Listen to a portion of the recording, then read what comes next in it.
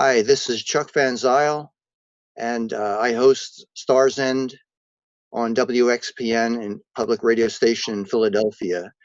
And I founded the Gatherings concert series, and I'm also an electronic musician. And so I'm here with Tim Motzer, who's my friend. He's also a noted guitarist who works in quite a range of musical styles. I know him best through his soundscape solo concerts or his soundscape work, which is less conventional and more innovative than probably a lot of his other work. And hopefully, everyone who's watching, will know about Tim's work. If you don't, this is going to be a great way to learn about it. He has a new album out. It's called Inside. You can order it as a download, but also, yeah, he's showing it now. He's made a beautiful limited edition of this album where the covers are hand painted, because Tim also is a visual artist as well. Here's one of the custom made limited editions. So actually, there's two editions of this. There's apparently a physical CD that's mass produced, and also this custom design. Each cover is different. It's quite an exceptional thing to offer. Especially now with everything offered mainly as downloads, having like a physical object that provides a strong connection with the artist. It's quite unique. It's very personal, which is a rarity and a unique thing in the digital age. So Tim, thanks for getting this together, and I wanted to talk to you about your album Inside. I've listened to it. I've played it. I played every track on all 5 tracks on Stars End, and this interview is taking place on August 18th, 2020. And I think I know why you named it Inside, but why don't you explain to us why you named it Inside? Well, when COVID began and we went into lockdown, it was a shock to pretty much everybody. And at the time, I was working at University Arts, and I work with dancers there and choreographers. And I was getting calls and emails to send some meditational music for everybody to work with. And I did 2 pieces early on, like in the morning. And when the lockdown first started, I really felt like we were, in some new space, new way of thinking, a new way of being. And there were so many emotions running through, I think, everybody, and I can only speak for myself, but these kinds of pieces that came out were very special and of this time. And I was kind of leaning on these pieces as healing pieces or meditational pieces that made me feel better. I couldn't really listen to any other kind of music at that time. And so as I was living here in my house, I would put that music on quite a bit, and it would just be on almost like, incense, was burning or something. And it just made me feel better. It kind of calmed my mind and helped me to just get through things. So the actual act of making the music was very helpful. And then actually the recordings seemed to really help me. So I started hearing from the dancers after I sent them to UArts and some of the choreographers. And, just finding that it was helping people a lot. Like, people were going through a lot of pain and a lot of suffering, and they were pulling off the side of the road and listening to this music and sending me texts and saying thank you and stuff like that. And I got quite a few texts back in that regard, and it just made me feel that, you know, a record like this would be a nice gift for people that want some solace and some healing maybe in their life.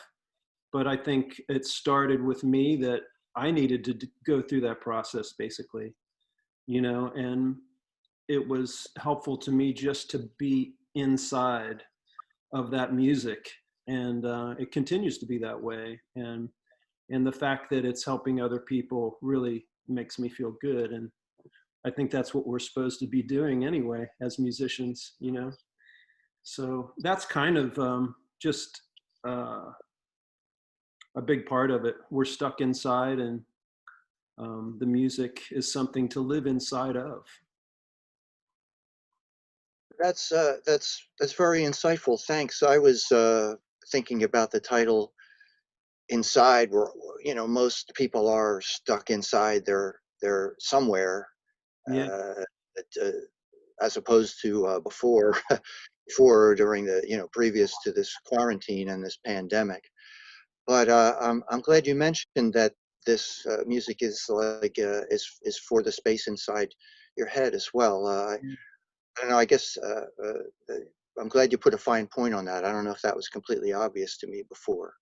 Mm. But you brought up a couple things during your explanation that I wanted you to expand on. Okay, most people might not. There's 2 points. Most people might not know what you describe the music as meditative or consoling. People might not. It's hard to describe this music to people. Yes. Hmm. You How do you describe this music to people who have never heard anything like it before? Yeah, it's a very difficult thing to describe, I think, because it's abstract, and uh, each of the five pieces are, although they're related, they're slightly different sonically. But in general, I would say, you know, the word ambient comes up, the word drone, drone comes up, or long tones, um, and texture, lots of sonic musical texture.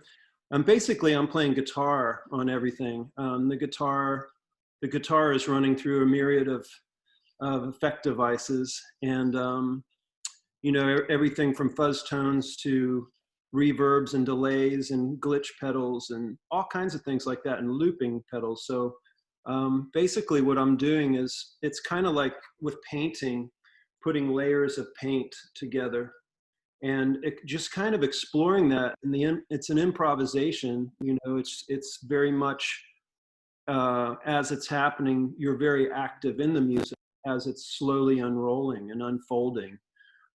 So there's many, many layers to the music, and it's somewhat like a sculpture as well, but a very slow sculpture. And after a while, there's many elements in the music, and in some cases, very sparse elements. You know, it just depends on the piece that we're talking about. So that's kind of the process. And as I start with sound, it just keeps layering and layering until it's in, or I should say, I feel like I'm inside of a cloud of sound, and I kind of stay within that and kind of listen, you know, and finesse if I can. And at some point, I feel like there might be an ending, you know, or not. And later on, I'll just edit it down and say, this feels like a complete statement. So I don't know if that helped to answer it, but that's a little bit of the process. And It is very hard to describe this music. Most people, writers or people in general, if they try to describe music, they compare it to something else. You know, like another group or something. And with innovative music like yours, that's very difficult because there might not be anything to compare it to because you're actually venturing into like a new realm. You might be, because it's improvisational, because it depends on your mood and your you know whatever's happening to you in that moment. yeah, You're you're venturing into like a completely new space that maybe no one has ever happened on before, and that's one of the amazing features of this music. You also mentioned the word ambient, and I would that's not a that's one of the ways to describe your music, because a working definition we have for ambient music is it's music that you can listen to closely Hmm. and get the same, or you can listen to it as background music, Yeah. and but you could also listen to it closely and get just as much out of it, or maybe even more, Yeah. because you would be mistaken saying like, oh, ambient music is just this, it's not very complex or very interesting. It actually, uh, there is a lot of ambient music that's not very interesting or complex, but the good kind, the proper kind, is um, is worthwhile to listen to actively listen to, but Yes. also perfectly as background. And it sounds like, along with all the other features of the music, that is a very solid foundation, or it falls into that category very well. Now, yeah, you brought up a couple of points that I wanted to expand on, like, so you also mentioned earlier that you have an involvement with the U Arts. And I remember one time I ran into you on Broad Street a few years ago, walking, just randomly walking through the city, and Remember. we met up, and you were coming from or going to one of those sessions. Yeah. So I think that would be significant or insightful to explain your work and Hmm. with this group or organization, because I think in the music that's on Inside was somehow came out of that involvement. Yeah, kind of started there. Well, I've been working with dance inside of dance for maybe about 25 years at this point, and it's a very unique, amazing thing for me to be doing, which is collaborating with choreographers and dancers. And it's I would even go as far as to say that I think the sound that I've created or have evolved into through playing guitar with electronics and things has really evolved because of dance and working in dance. Because in a way, like I'm a soundtrack composer, for movement, for movers, and there's improvisation happening there all the time, and I'm responding to the dance.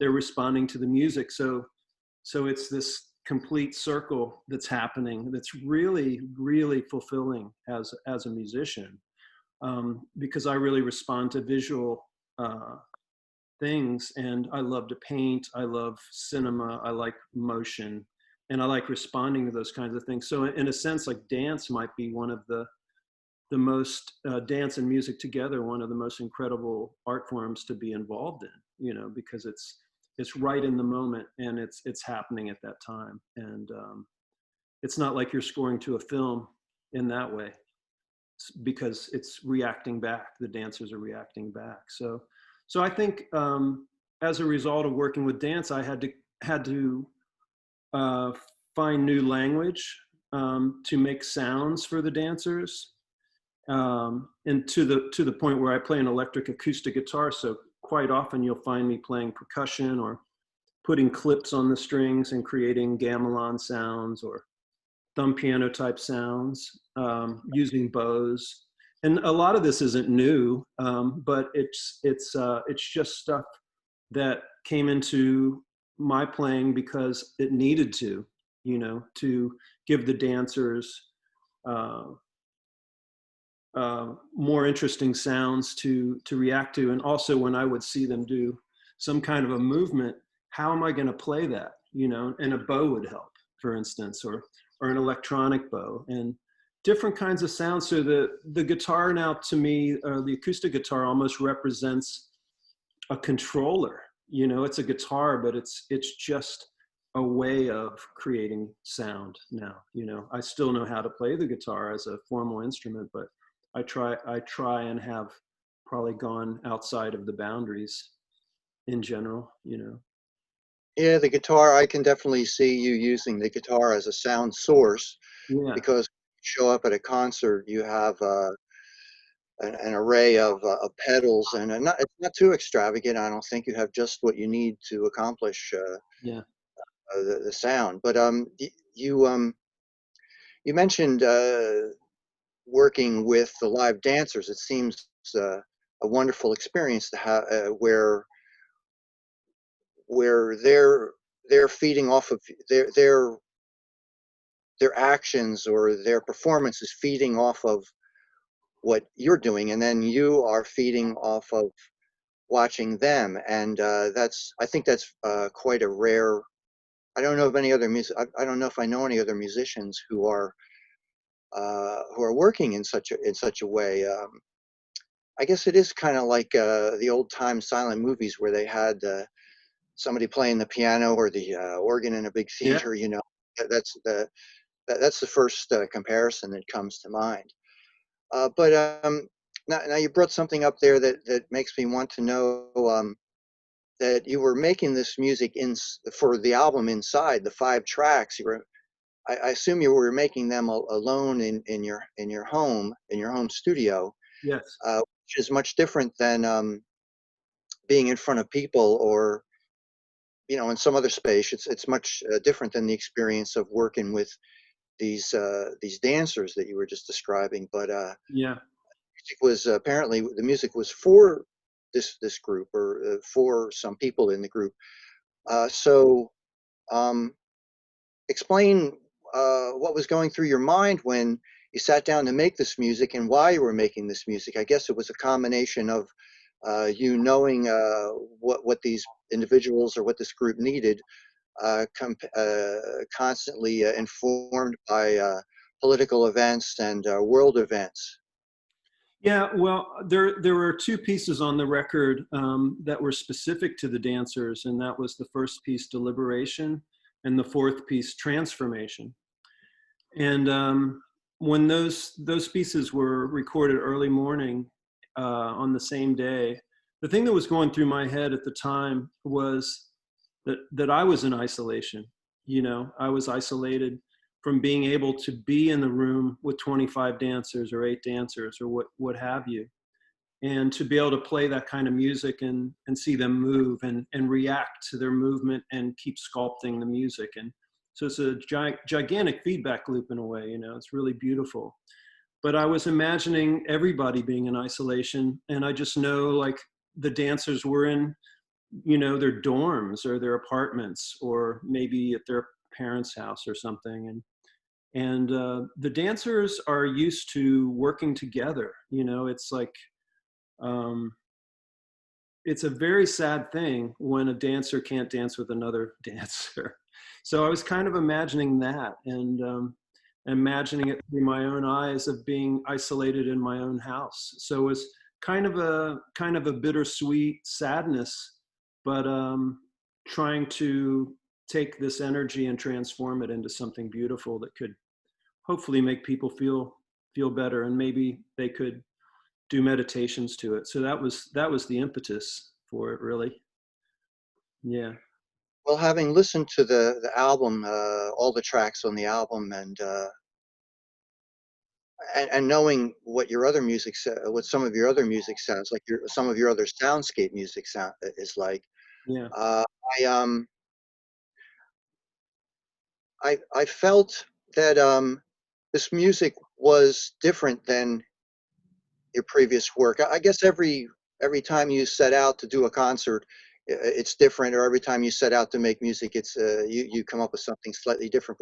But this had certain aspects missing. Like, there wasn't as much of those sections where you're questioning the listener through unusual, strange timbres, or through dissonance, or like the some atonal aspects that you delve into. Yes. Um, Now, those are all, th- people should still make music that way. But I just got this, listening to the album, I got this overwhelming sense of consolation. Every track had this. It was easy to listen to. It was pleasant, and I mean, it's not easy listening music, but I felt it was pretty. It was consoling. I did feel like affirmed, and that you were providing. It felt like the tracks were all providing some solace.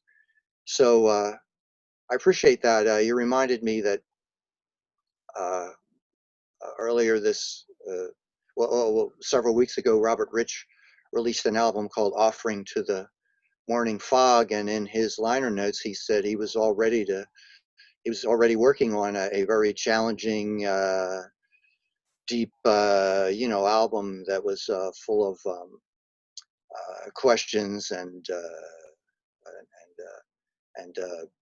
very unconventional album. And he put that aside to work on it later, but he thought the world needed, or his people he could reach needed a more pleasant, consoling album, and Yeah. it seemed maybe. And so, did you feel? You must have felt the same way, apparently. Yeah, absolutely. It's almost like during this period of time, it's very interesting because Marcus Reuter and I recorded an album a few years back in my studio, and it came out called Rapture, and I think that was from 2018. And we did so much recording during that time that there's probably enough music for 2 more albums. And I was at the time reviewing some of that, and it was it's really interesting music, but I felt listening to it like I'm not going to release it at this time because it was just too challenging, I think. And my internal feeling right now is, in general, like I would rather create music that is, I don't have to think about it. It just comes out as more comforting music that is more expansive and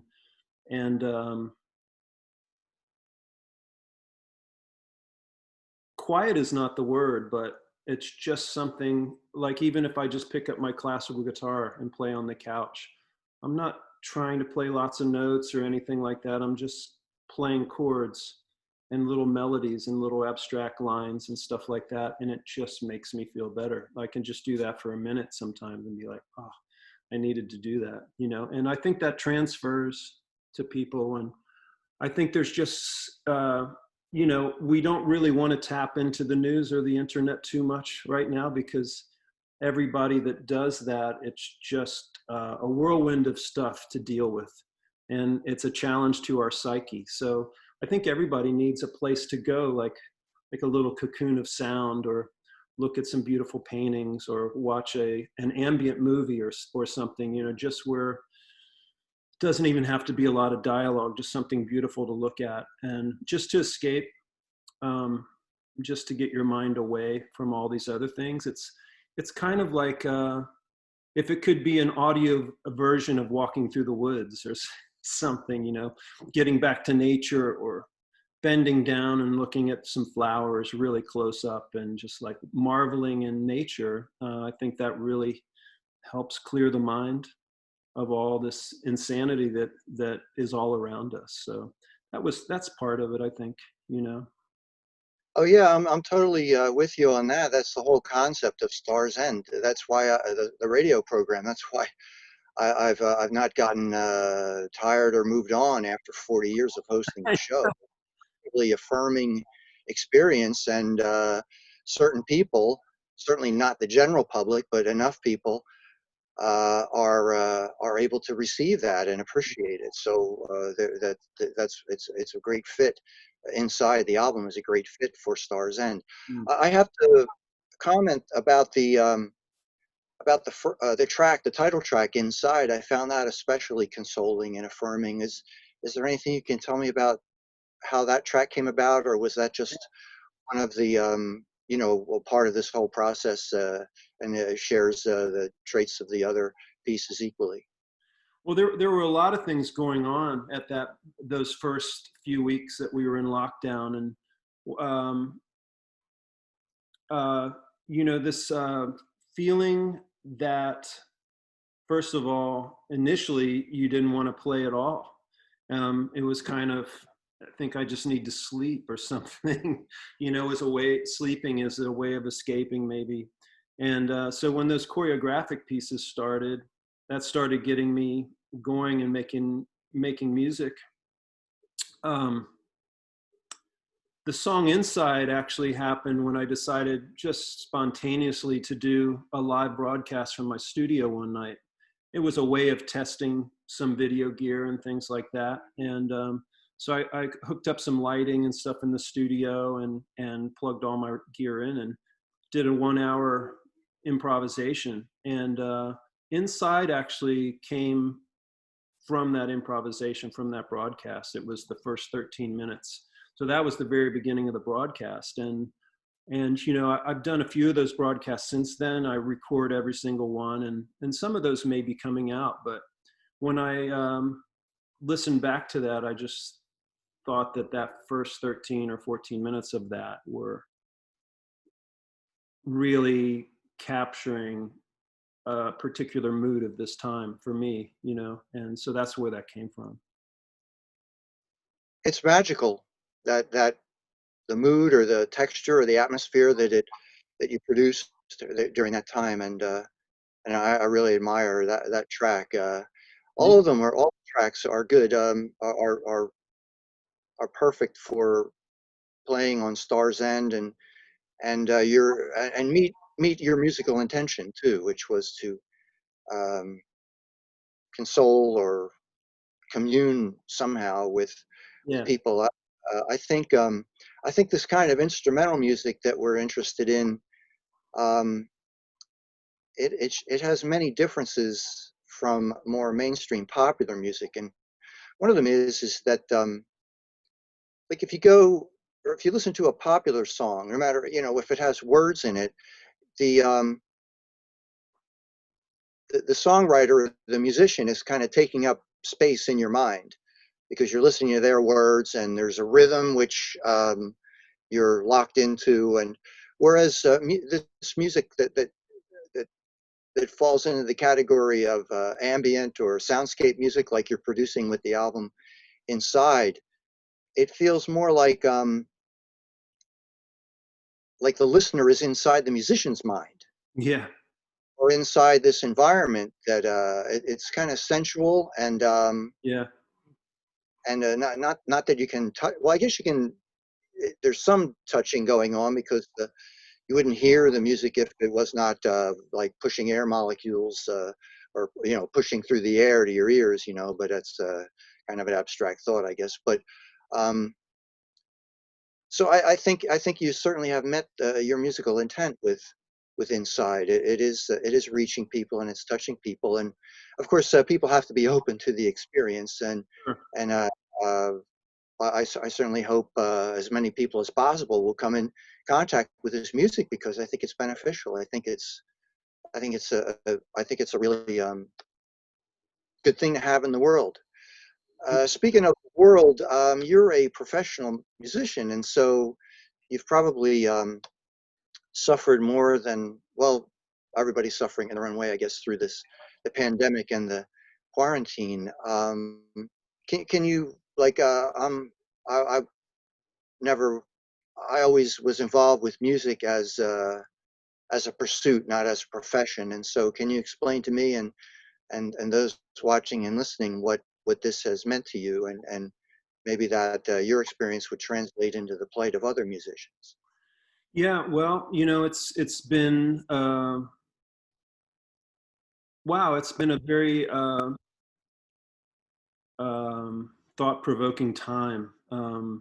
Been reflecting a lot because you know world touring is done for the moment, and you know I'm watching when tours are starting to be booked again, and it's like November 21 or 2022, and there's no guarantee that that'll happen in terms of large concerts that we would have known. But you know, as it is, I'm shut down. I can't tour. I can't.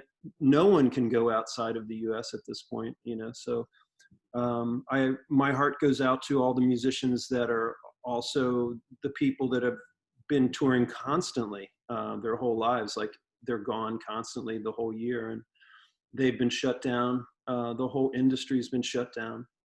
So for me personally, you know, it's how do we go forward? Having a studio is one way, and recording new music and releasing that. Something that was very positive that happened this weekend, which I think we're seeing more and more of, and that is live concert streams. And I did a concert in New York on Saturday night at Shapeshifter Lab, which is Matthew Garrison's place, and he's totally equipped with multi-track recording and multi-track videoing, and has the ability to stream concerts. So he's starting to do that and inviting bands in.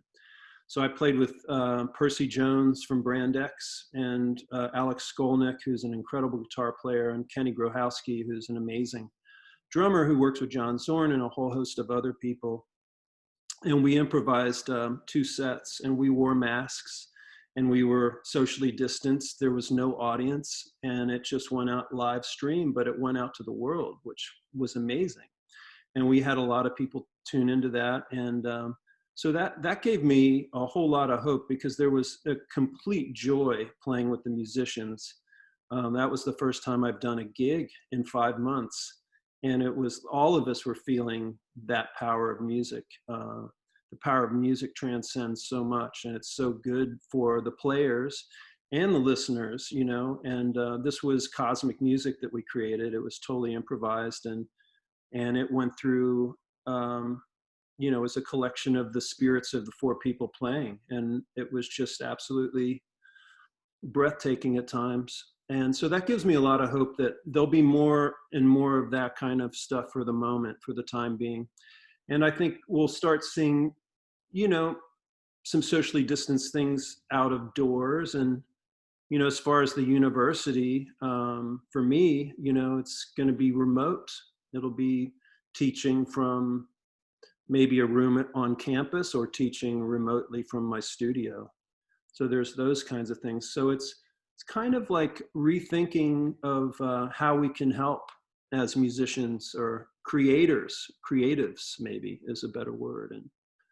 And so the reflection and the idea of transforming during this time, and looking at all the possibilities, new possibilities, and staying positive during this time.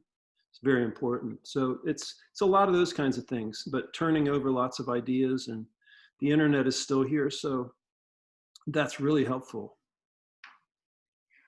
Oh yeah, well, all of you, everything you said,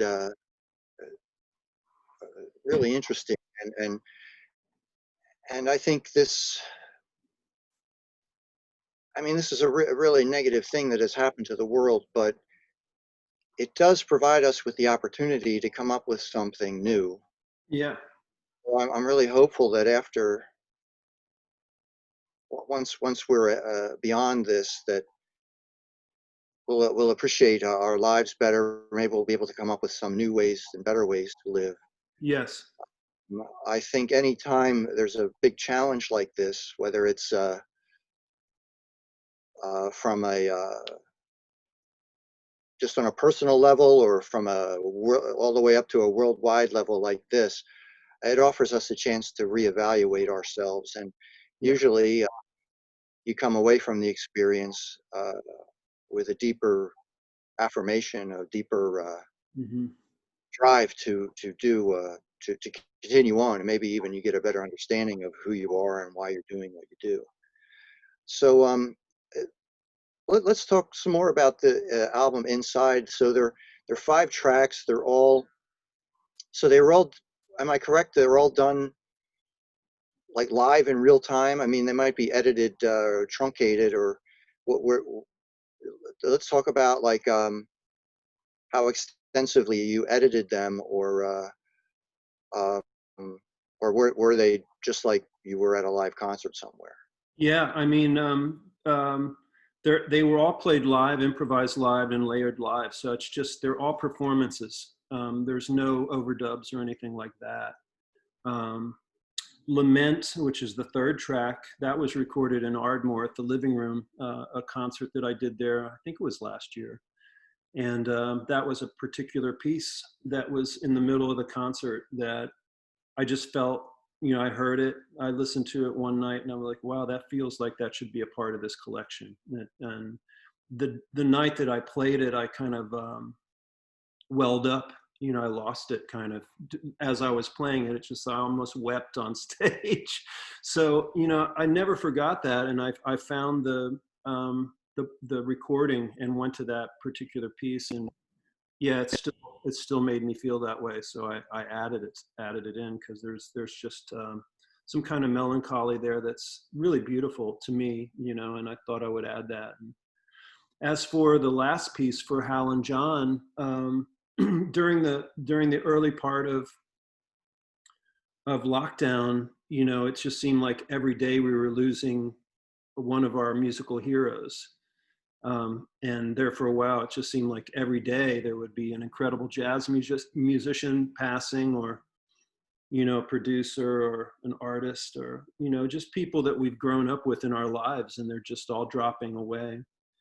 And so I called one of the pieces for Hal and John. That's the final piece, and that's for Hal Wilner and John Prine, who both died on the same day. They flew away, and and you know, it should, that particular week, I was just very moved by the passing of all these spirits. And so, even though it's for Hal and John specifically, it's really for everybody, you know, and during this time. And so I sat down in my studio and that piece came out. It was really late at night. And, you know, I think I was crying at the end. You know, it was just like a very deep ride, and just thinking about all those people as I was playing. And, you know, it's all part of what we're in, and we're trying to figure out our personal ways through it, you know. Well, along with being a really personal track, you really put a lot of emotion into the whole album, and but that track you just mentioned, it's around 30 minutes long, and I have to give you credit for creating an extended piece of music that holds up over time. Mm, Uh, it's constantly in motion. yeah. Um, it's hard to do sometimes with, especially live, but it's hard to. I mean, the whole world is based on you know, everything's in the, you know, the shortest amount of time to do something, Yeah. and create that track. Well, I guess you're used to that with when you're doing a concert. You're probably thinking on a scale of an hour, Yeah. and so like to knock out a 30-minute track that is you know, an interesting evolving piece. That's probably well, you're not guaranteed to have a masterpiece every time, but Right. uh, you have some. You're more experienced at that than most people. So congratulations on that track. It's nice to. I listen to a lot of music, and I wish I don't think you can teach this property to other people. I think somehow you've come across it on your own, or Yeah. we tried. You probably, I would imagine, uh, you you you probably thought about this or realized. Well, maybe you're thinking about the listener. I think a lot of musicians, especially a lot of electronic musicians, are just piloting their equipment, and you're not doing that. And I imagine you would bring that to any form of music you were trying. Mm. Well, I don't know if I'm thinking of the listener necessarily, um, but I'm thinking about the sound. And and the thing that I want to say about all of this music and improvisation in general, the process of improvisation, or improvising in this way, solo or with musicians, I never find the process to be an easy process. I always feel inside that, oh, this is so hard, and I don't know that I'm getting to anything. So the whole time I'm playing, I'm trying to get to something. And like I might get to a place, but this is kind of starting to get somewhere, and I keep going and going and going. And it just, like on Hal and John, 30 minutes of that, and even the ending, I was finding things, you know, in the music. And when the piece is over, you really don't know what happened, or I don't know what happened necessarily. And I might go away from the music and come back a week later or 2 days later and listen. And if something happened, it tells me. I listen to it, and that's why I put that out, because I just felt that it was a continuum that kept unfolding in different ways all the way to the end. It kept my attention. Let's put it that way. So I was feeling like if it keeps my attention, then maybe it would grab some other people's attention. Yeah, good thought. So a lot of let's talk about your headspace um, while playing music. And I have it's kind of a two-part question for these soundscape concerts, the soundscape music that you're doing, Yeah. a better term. Can you tell us, is the headspace you get into the same headspace you get into while you are painting? It's Yes. a different medium, but it does require a certain kind of attention that is different from just walking down to the corner to buy a coffee. Yeah. I mean, I think in both cases, and it was one of the reasons I started painting was because I'd come back from a tour and my ears would kind of be shot. Like I didn't really want to play music for a week or so, but I wanted to be creative. And my neighbor a long time ago gave me a bunch of paints. So I started dabbling with painting, and I found the zone in that. One day I found the zone, and it was the same zone as in improvising. And I was like, oh, this is the same. This exists in this medium. And it was a beautiful thing to discover, because it allows me to go maybe paint, with colors, and maybe get to a space similarly that I get to with making music, and maybe the two reflect one another, perhaps. So that's what I'm thinking. But the main thing is the process of both is that you get into a deep zone, like a deep meditation on what you're doing. And after a while, I would say the idea is that I mean, our brains are always on, but you're not really thinking about, there's no intention. It's flowing. It's letting it happen, and letting the mistakes happen, and the accidents, and those little things that happen, whether it's in, oh, I splattered a droplet of paint somewhere, and I'm like, oh no, I didn't mean to do that. Oh, that's really cool. Same thing in music. Uh, we enjoy the accidents. Sometimes the accidents are a breakthrough, and I think that happens a lot in improv with music. So yeah, that's part of it. I think it's the deep zone. It's always a meditational place where you're not thinking really, you're just letting it happen, and you're just totally deeply involved in it. Well, that's a good explanation. That's a good way to describe it. I experience something similar when I play my concerts, but Yeah. I would say, and from you and my own experiences, and from other musicians I've spoken to, um, there also is this matter of forcing all the noise out of your mind and Yeah. concentrate on just one thing. That's really hard to do in modern life. Or Yes. maybe it's just the human condition. We always have all these little voices and That's right. things, actions and things bothering us and making us happy and everything. And when it's like, to me, it's not really a stillness that occurs when I'm playing live, because No.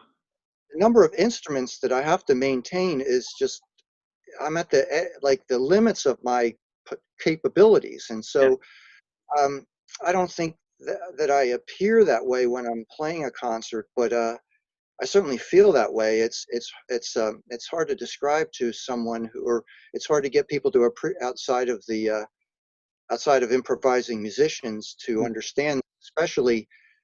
I mean, jazz is a great field for improvisation, but usually a musician is just who's improvising is one part of is reacting to someone else, or Yeah. is part of a bigger piece. Whereas a musician like yourself, or like the way I play music, like we are responsible for every note, every layer, Yeah. and you have the ability and use that ability quite well in your improvising with all the different pedals and loops that you use.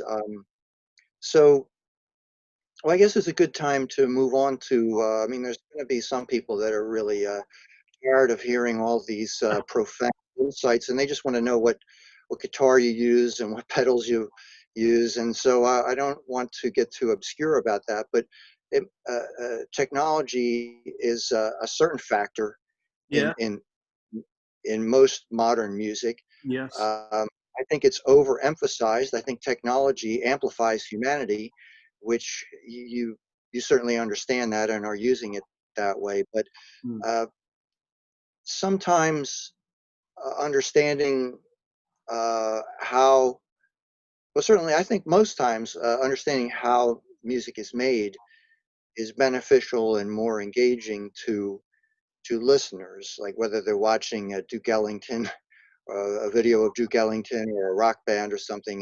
Yeah. It's more engaging, and I think it's that might be a part that's missing from ambient music or electronic music, or the you transform the sound of your guitar so greatly.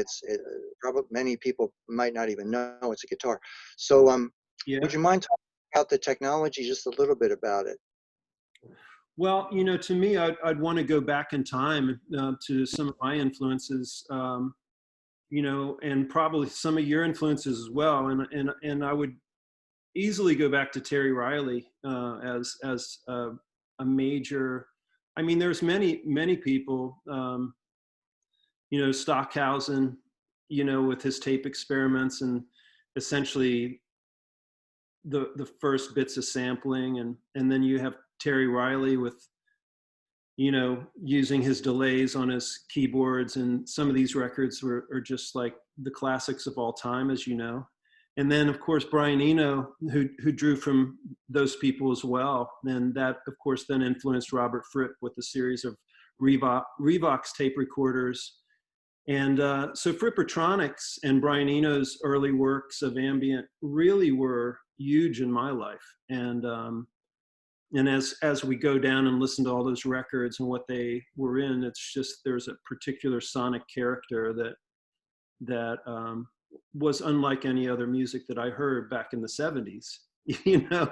And eventually people like I would hear John Hassel's work and be like, wow, what is this music? So those are really super influential artists for me, and listen to all of those records, and that is spread out into jazz and spread out into world music, and there's so much music that has gone in these ears and out the other side or whatever, over the last 30 or 40 years, is all a part of maybe the influence and the evolution of who I am as a musician.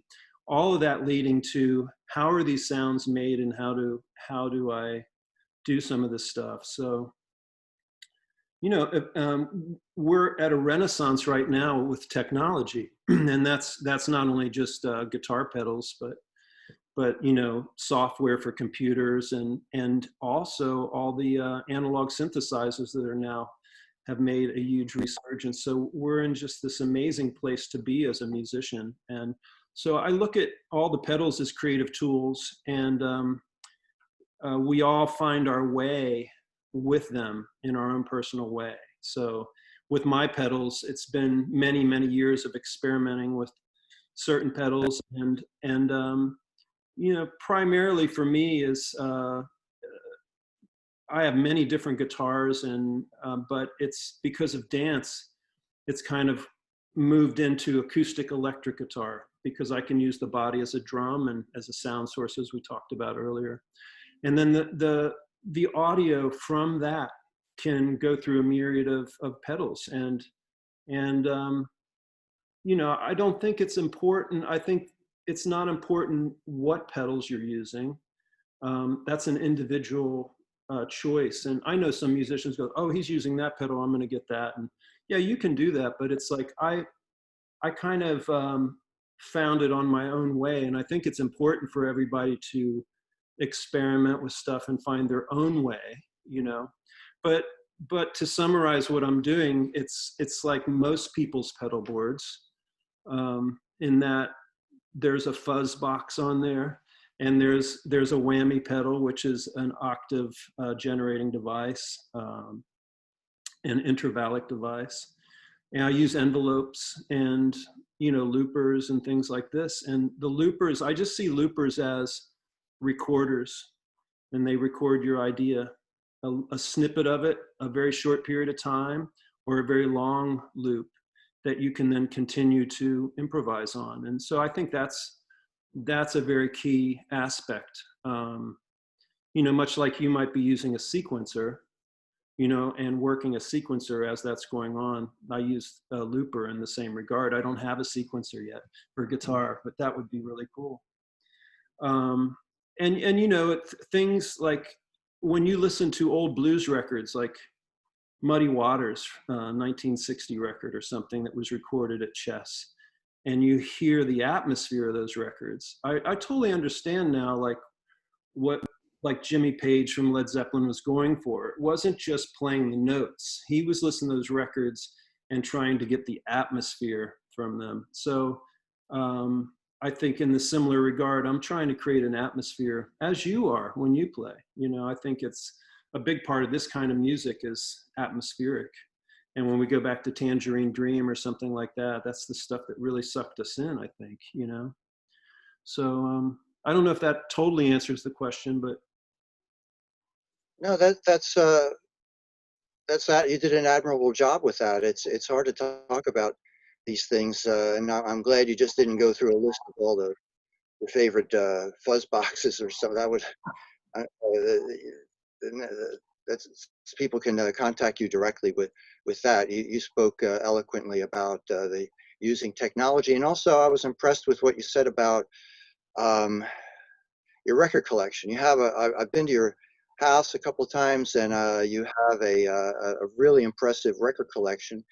And it's not just for show. You really listen to that stuff, and you integrated these ideas, and maybe a little bit of the sound, yeah, but that's the you know that that's the great thing about being a musician. Like sometimes I'll hear people say about my music, "Oh, it sounds just like old Tangerine Dream," hmm, but it they invented a form of music that yeah, I like, and I don't think they don't do that kind of music anymore. And so I think it should.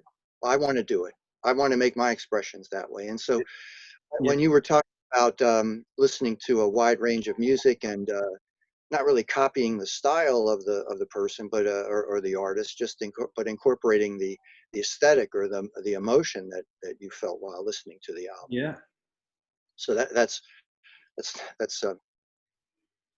well, I like the sound of that. Also, this even though your instrumentation is based around a guitar and pedals, the thing that it shares with so much of the music that we hear on Star's End or at the Gatherings concert series or my own music is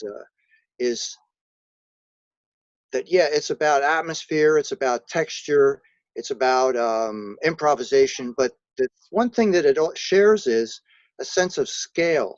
hmm, And I don't know of any other, maybe some classical music approaches that, or some really spacey jazz, or but that's the main property of this kind of music that we're doing. There's not even a name for it. I keep calling it this music, and yeah. people, people, I guess people will figure out what it is, but it's like the music on Star's End.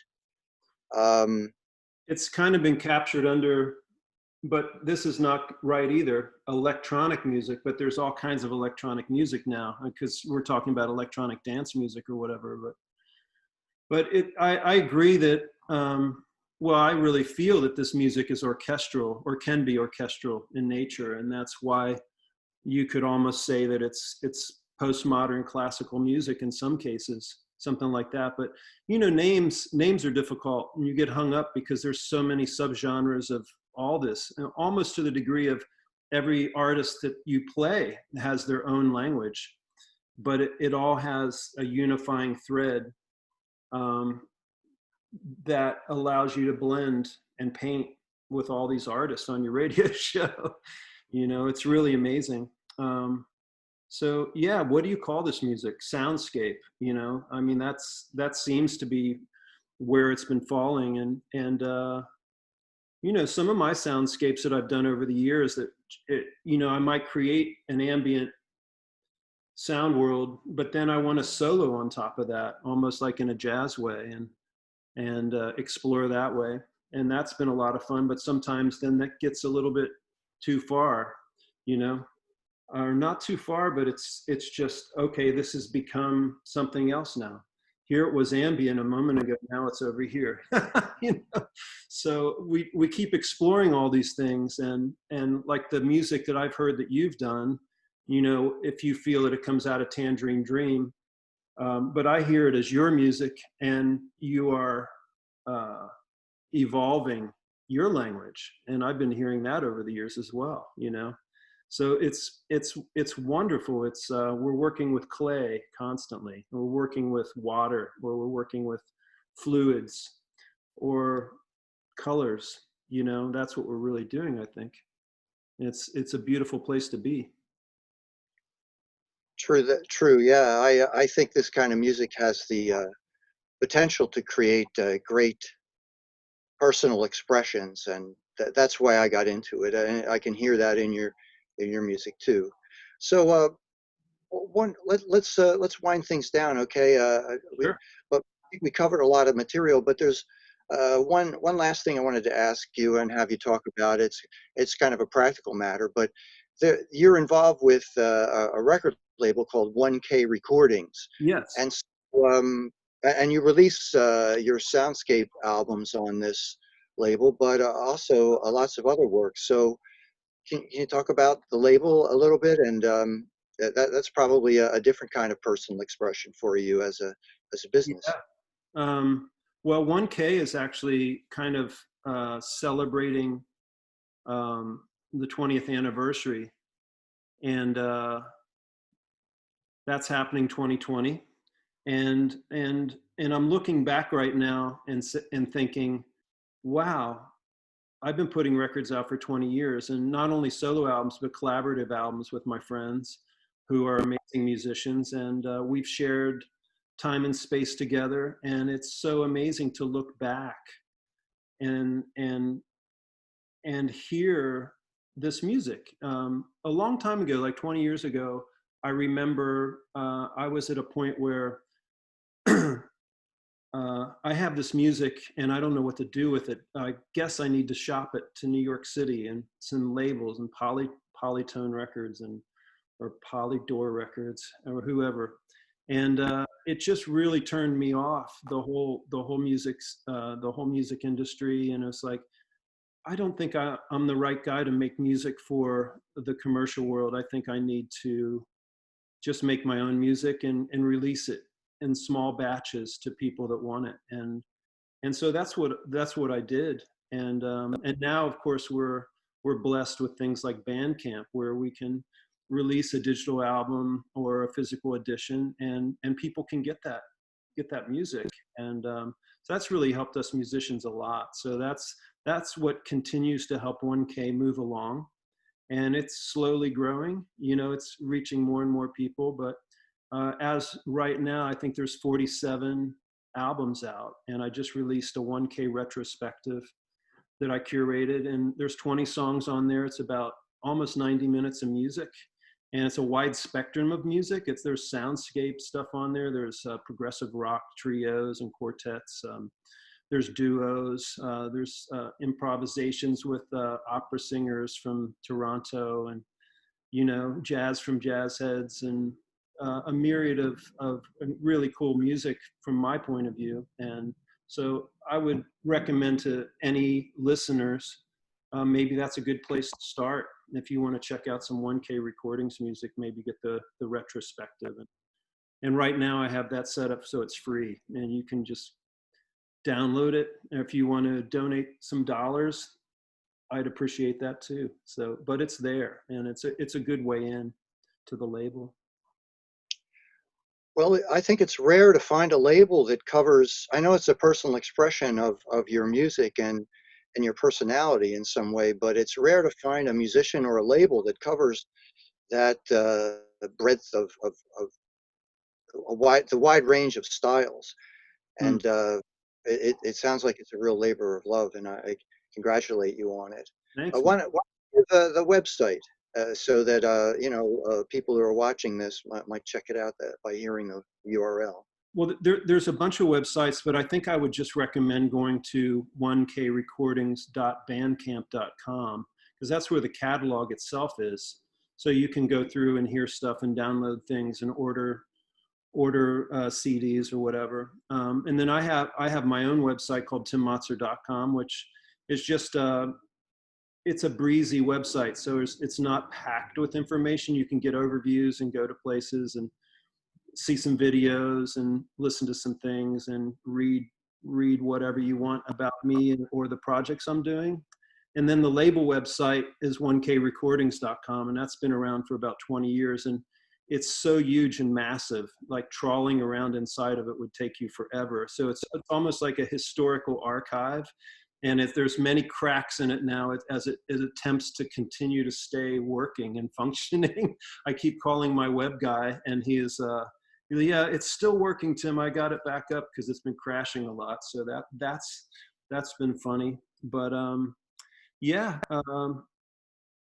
those are the three places to go, you know. And then of course I'm on the social medias a little bit too, for up to the minute things that are going on, like concerts and stuff like that, and Facebook and Instagram, you know.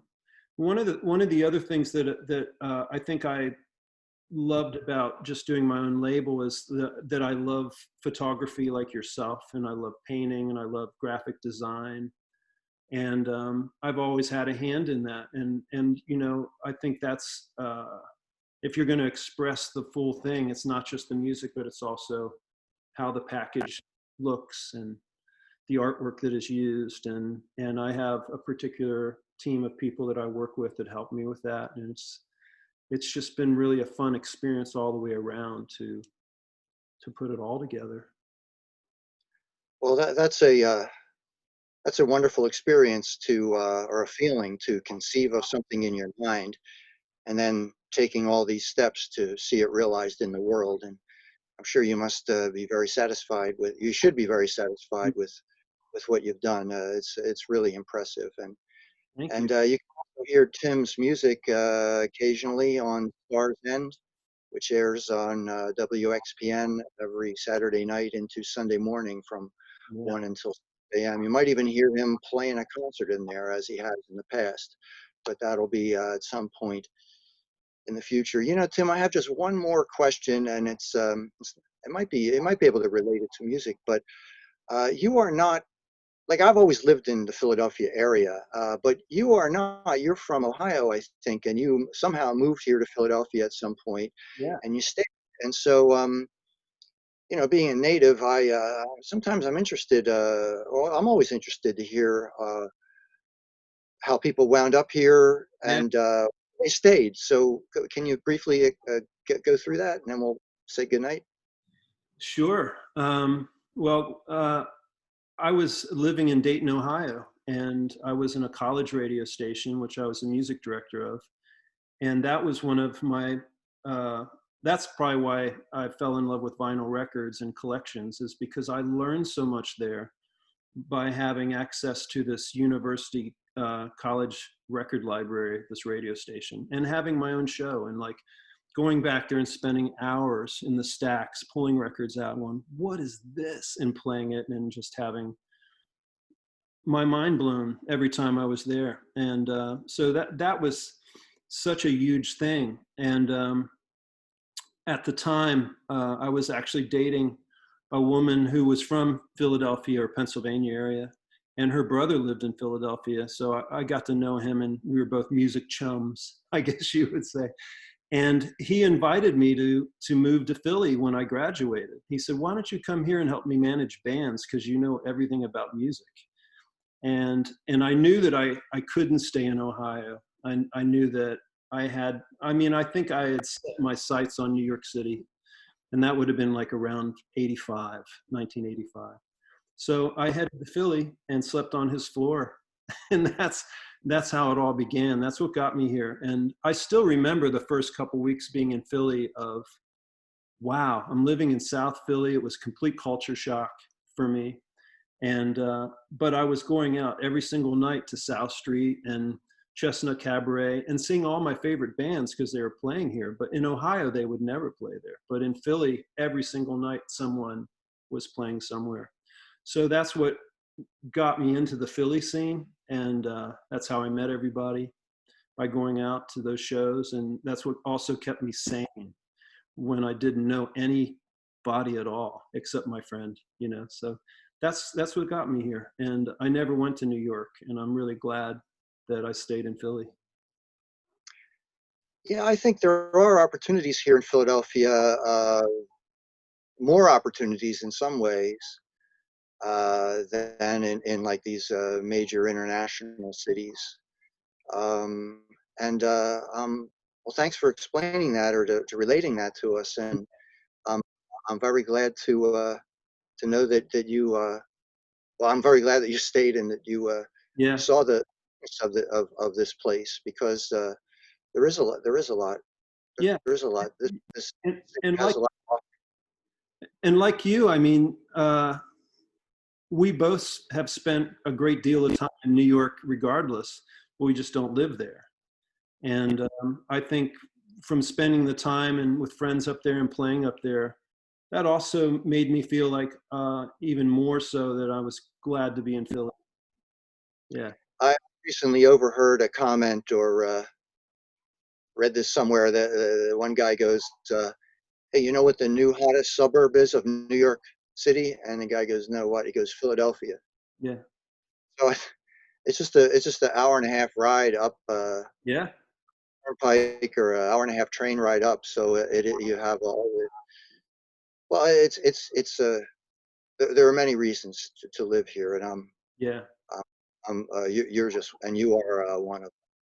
Also, I have to say that the way you described your enlightenment through music, I wish everybody in America, or everybody in the world, could have experiences like that. I would like to live in a world like that, where people hear new things and love them, or want to understand them more, y- or that's a rare quality in the world. And yes. this and music certainly has that to offer, that feature. All right, well, thank you, Tim. Thanks for your music and for your album Inside, and for your friendship too. Oh, Okay. it's so great to see you. I'm so glad we got to spend some time and connect. It's been a while. Yeah, yeah, it sure has. And often the context that we come together, there's an event Yeah. or some other thing happening, and so this for what, an hour or so, we have just gone on a deep dive, which I knew would be good, but we'll have to keep this up. Okay. Yeah, please. Well, we should. I'm Chuck van Zyl with Tim Motzer, signing off from the uh, the interview. See you, I don't everybody. know. Chuck, How do you thing off? adios. Bye, Tim. Thanks. Thank you. It was fun.